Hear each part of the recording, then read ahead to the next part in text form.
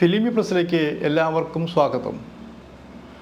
മിക്കവരും ഇഷ്ടപ്പെട്ടിരുന്ന ഒരു നടിയും ഗായികയുമാണ് രമ്യ നമ്പീശൻ. ആ രമ്യ നമ്പീശന് എന്തു പറ്റി?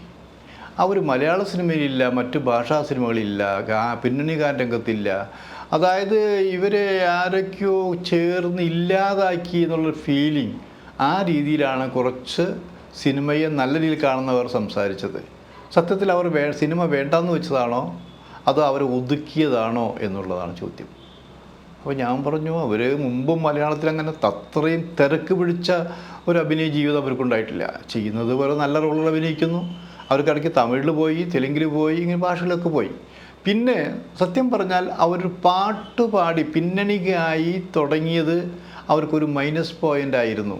എന്ന് പറഞ്ഞാൽ പാട്ട് മോശമായിട്ടല്ല, പാട്ടും നൃത്തവും അഭിനയവുമാകുമ്പോൾ സിനിമയ്ക്ക് അങ്ങനെ ഒരു കുഴപ്പമുണ്ട്. ഇപ്പോൾ അഭിനയിച്ചു കൊണ്ടിരുന്ന ആൾ അഭിനയിച്ചാൽ മാത്രം മതി. പിന്നണി പാടുമ്പോൾ അത് പിന്നണി രംഗത്തുള്ള ചില ആൾക്കാർക്ക് ചില കണ്ണുകടി എന്നൊക്കെ പറയാറില്ലേ. ഇപ്പോൾ ക്യാമറ വർക്ക് ചെയ്യുന്ന ഒരാൾ സംവിധാനം ആയാലെന്താ, പിന്നെ അയാളുടെ ഗതി അതോടെ പോയി. അല്ലെങ്കിൽ അത്ര എക്സ്ട്രാ ഓർഡിനറി ആയിട്ട് വർക്ക് ചെയ്ത് സ്വന്തമായി സിനിമകൾ നിർമ്മിക്കാനുള്ള പവർ, കഴിവ് ഉണ്ടായിരിക്കണം. ആ രീതിയിലായിരുന്നില്ല രമ്യ നമ്പീശൻ. പിന്നെയും ചില കാര്യങ്ങൾ വന്നു എന്നാലോചിക്കണം. അപ്പോൾ രമ്യ നമ്പീശന് ആദ്യമായിട്ട് വന്നപ്പോൾ അവർ ഈ സത്യത്തിൽ കൈരളി ടി വിയിൽ ആങ്കറായിട്ട് വന്നേ മുതൽ ഈ പ്രേക്ഷകർക്ക് അവരെ അറിയാം. നന്നായിട്ട് പാടും, നന്നായിട്ട് ആങ്കർ ചെയ്യുന്നതാണ്. പക്ഷെ ചാപ്പാക്കുരിശ് എന്നുള്ള സിനിമ നിങ്ങൾ കണ്ടിട്ടുണ്ടായിരിക്കും. ആ സിനിമയിൽ ഇന്നത്തെ ചുംബനം പോലും ഒന്നല്ലെന്ന്, അന്നത്തെ അത്തരം ആ ഒരു പർട്ടിക്കുലർ സീൻ ഇല്ല. അതായത് അതര ചുംബനം, നടനും നായികയും ചേർന്നുള്ള അതര ചുംബനം വളരെ ഡീപ്പായിട്ടുണ്ടായിരുന്നു. ആലോചിക്കണം. അങ്ങനെ ഒരു സീനിനെ കുറിച്ച് സംസാരിച്ചപ്പോൾ ഇവർ ചെയ്യുമോ എന്നുള്ള കാര്യത്തിൽ പലർക്കും സംശയം ഉണ്ടായിരുന്നു. കാരണം അതെങ്ങനെ പറയുക? കാരണം അതും രമ്യ നമ്പീശനെ പോലുള്ളൊരു നടിയോട് അന്ന് ഈ കാലഘട്ടത്തിൽ ഇത്തരം രംഗങ്ങൾ സിനിമയുടെ കളക്ഷന് വേണ്ടി പലരും ഉൾപ്പെടുത്താറുണ്ടെന്ന് ആലോചിക്കണം. അങ്ങനെ ഉൾപ്പെടുത്താമെന്ന് വിചാരിക്കുമോ എന്ന് ചോദിച്ചു. അപ്പോൾ രമ്യ നമ്പീശനെ സമീപിച്ചു. ഈ സിനിമയിൽ നല്ല റോളാണ്, നല്ല കഥാപാത്രമാണ്, ഇങ്ങനെ ഒരു സീൻ അതിലുണ്ട് എന്ന് പറഞ്ഞപ്പോൾ വേറൊന്നും ചോദിച്ചില്ല, ഞാനത് വായിച്ച് നോക്കട്ടെ, സിനിമയ്ക്ക് മസ്റ്റാണെങ്കിൽ ഞാൻ ചെയ്തിരിക്കുമെന്ന് ഉറപ്പും രമ്യ നമ്പീശൻ കൊടുത്തു. രമ്യ നമ്പീശൻ ആ സീൻ വായിച്ചു നോക്കിയപ്പോൾ ആ സീൻ ഇല്ലെങ്കിൽ ആ സിനിമ ഇല്ല എന്നാണ് മനസ്സിലായത്. ഒരു ആർട്ടിസ്റ്റ് എന്ന നിലയ്ക്ക് താൻ അഭിനയിക്കുകയാണെങ്കിൽ ഈ രംഗം കൂടി അഭിനയിച്ചിരിക്കണം. അല്ലാതെ എനിക്ക് ഇഷ്ടമുള്ള രംഗം അഭിനയിക്കുന്നു, എനിക്ക് ഇഷ്ടമില്ലാത്ത എടുക്കാൻ പാടില്ല എന്ന് പറഞ്ഞാൽ പറ്റില്ല. അപ്പോൾ അവർ വായിച്ചതിന് ശേഷം രമ്യ പറഞ്ഞു, ഓക്കെ, ഞാൻ ഈ രംഗത്ത് അഭിനയിക്കും. പക്ഷെ അത് ആ വാർത്ത കേട്ടപ്പോൾ സിനിമാ രംഗത്ത് പലരും ഞെട്ടി എന്നുള്ളത്. റിയലി എന്നാണ് ആദ്യം ചോദിച്ചത്. അപ്പോൾ പറഞ്ഞു അത് റിയൽ ആയിട്ടുള്ള കാര്യം തന്നെയാണ് പറഞ്ഞത്. പക്ഷെ അപ്പോഴും ഇവർക്ക് സംശയം ഉണ്ടായിരുന്നു. കാരണം ഇനി ഇടപെടലുകൾ വീട്ടുകാരിൽ നിന്ന്, അടുത്തവരിൽ നിന്ന് ഇത്രയും ഡീപ്പായിട്ടുള്ള ഒരു ചുംബന രംഗത്ത് അഭിനയിക്കുമ്പോൾ ആ ഒരു നടി എന്ന നിലയ്ക്ക് മാത്രമല്ല, ആ യുവതിയുടെ വിവാഹ ജീവിതവുമുണ്ട്, അതുമായി ബന്ധപ്പെട്ട് അവരെ ബാധിക്കുമോ എന്നൊക്കെ അവർ സംശയിച്ചു എന്നാലോചിക്കണം. പക്ഷെ ഒരു വീട്ടിലും സംസാരിച്ചു, അച്ഛനോട് സംസാരിച്ചു. അച്ഛനൊരു കലാകാരൻ മനസ്സുള്ള ഒരാളാണത്. അപ്പോൾ പറഞ്ഞു കൊടുത്തപ്പോൾ അവർക്കും വായിച്ചപ്പോൾ അഭിനയിക്കുകയാണെങ്കിൽ ആ സീൻ മസ്റ്റാണ്, അഭിനയിച്ചിരിക്കണം. അല്ലെങ്കിൽ അഭിനയിക്കാതെ സോറി പറഞ്ഞ് പിൻവാങ്ങുക. അതാണ്. ഒടുവിൽ രമ്യ നമ്പീശൻ അഭിനയിക്കാൻ തീരുമാനിച്ചു. അത് ആ സിനിമയുടെ ഹൈലൈറ്റ് രംഗങ്ങളിൽ ഒന്നായിരുന്നു ആലോചിക്കണം. അതിനേക്കുള്ള വിമർശനങ്ങൾ ധാരാളം വന്നു. അങ്ങനെ ചെയ്യാൻ പാടില്ലായിരുന്നു, ഇങ്ങനെ ചെയ്യാൻ പാടില്ലായിരുന്നു, അത് സെൻസറിൻ്റെ എങ്ങനെ രക്ഷപ്പെട്ടു, അത് സെൻസർ കട്ട് വേണ്ടതായിരുന്നില്ലേ എന്നൊക്കെ വിവാദങ്ങളുണ്ടാക്കി. പക്ഷെ അത് കഴിഞ്ഞ് രമ്യയോട് ചില അടുത്ത സുഹൃത്തുക്കൾ ചോദിച്ചു, എടേ ആ സീൻ അഭിനയിച്ചപ്പോൾ സത്യത്തിൽ നീ എന്തായിരുന്നു നിൻ്റെ മനസ്സ്? ഇത്രയും ഡീപ്പായിട്ടാണ് പുരുഷനും സ്ത്രീയുള്ളത്. അപ്പോൾ രമ്യ പറഞ്ഞൊരു കാര്യമുണ്ട്. ഇപ്പോഴാണ് നമ്മൾക്ക് ഓരോരുത്തരും ലൈംഗിക വിദ്യാഭ്യാസത്തിൻ്റെ കുറവ് മനസ്സിലാക്കുന്നത്. ലൈംഗിക വിദ്യാഭ്യാസം ഉണ്ടായിരുന്ന ഇത്തരം ചിന്താഗതിയെ ഇങ്ങനെ ചിന്തിക്കുമായിരുന്നില്ല.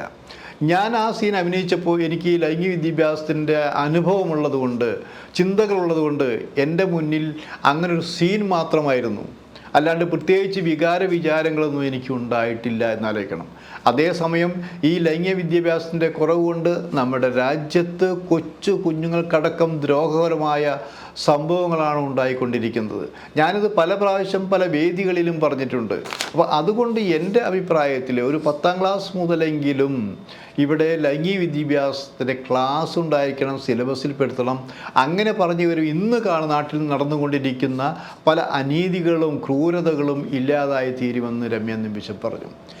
അതും ഇവിടെ വാർത്തകൾ ഉണ്ടായി.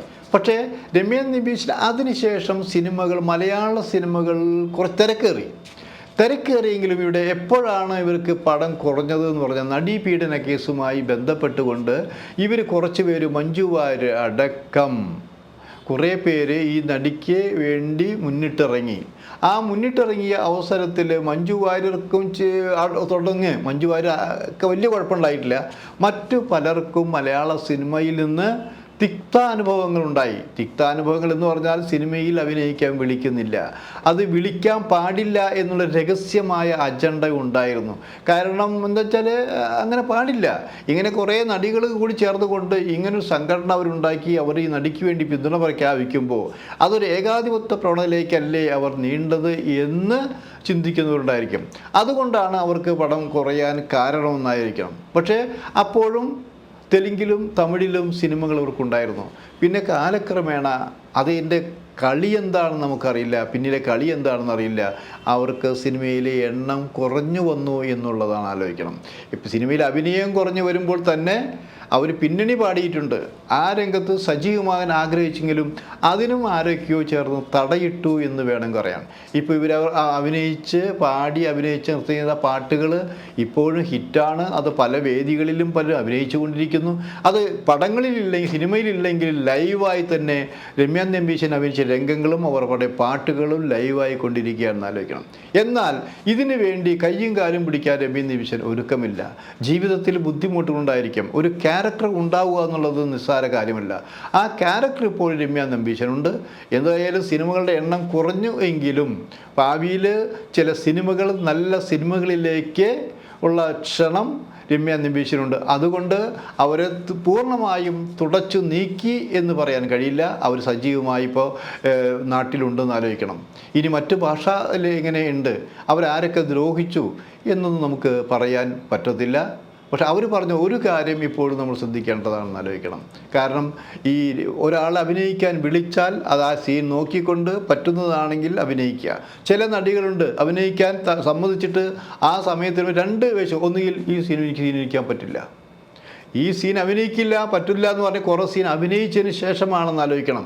അപ്പോൾ തുറന്നു പറച്ചിലുകൾ ആദ്യം വേണം. രണ്ടാമത് അവർക്ക് ഡിമാൻഡ് ഇത് കുറച്ചും കൂടി ബുദ്ധിമുട്ടുള്ള സീനാണ്, ഈ സീൻ അഭിനയിക്കുന്നതിൽ പ്രതിഫലം കൂടുതൽ വേണം. അങ്ങനെ 2 തരത്തിൽ വില പേശുന്നവരും ഈ സിനിമാ ലോകത്ത് ഉണ്ട് എന്നുള്ളതാണ്.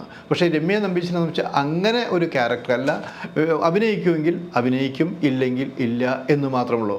അതുകൊണ്ട് ലൈംഗിക വിദ്യാഭ്യാസത്തെക്കുറിച്ച് 10ാം ക്ലാസ് മുതൽ നടപ്പാക്കുന്ന കാര്യം രമ്യ നമ്പീശൻ പറഞ്ഞത് നടപ്പിലാക്കണം എന്നുള്ള അഭിപ്രായം പലർക്കും ഉണ്ട്. അത് എന്ന് വേണം, ഏത് ക്ലാസ് മുതൽ വെച്ചാൽ സംസ്ഥാന ഗവൺമെൻറ്റുമായി ബന്ധപ്പെട്ടുള്ള കാര്യങ്ങളാണ്. അത് അവർ തീരുമാനിക്കട്ടെ.